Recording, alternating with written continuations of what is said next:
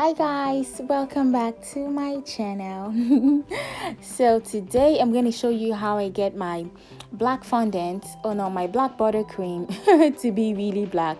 For black fondant, I don't waste my time on that thing, man. I just buy, like, it is so difficult. I don't know, you can make it if you try, but I've tried severally. So what I do is I just order black fondant. I don't bother making it myself.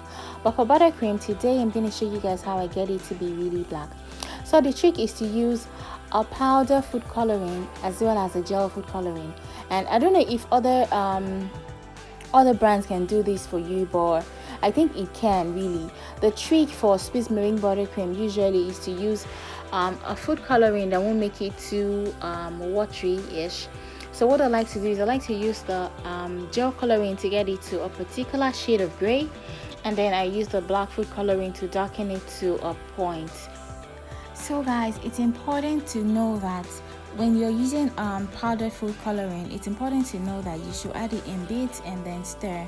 Every single time you add a little stir, because sometimes you might put in powdered food coloring and then there are lumps in it, and you don't want a situation whereby like you are frosting a cake and then you can see lumps of food coloring and it's kind of creating like a watercolor effect on your cake. That's not what you want.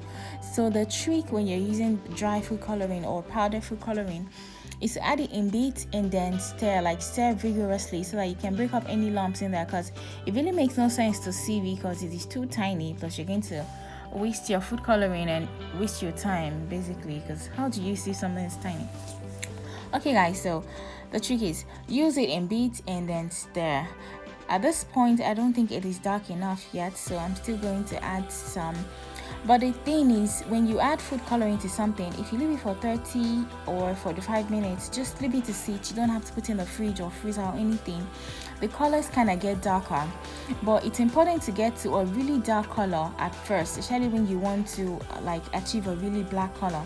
So what I like to do is add black food coloring till I get to like a black color that kind of like I'm satisfied with, that I can use on the cake, and it will still be black in my opinion.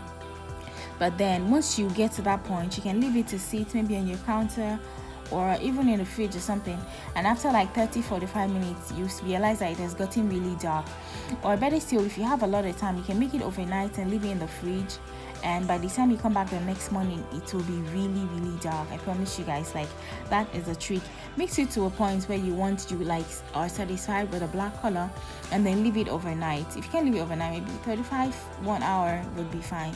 So, and then you realize how dark it is.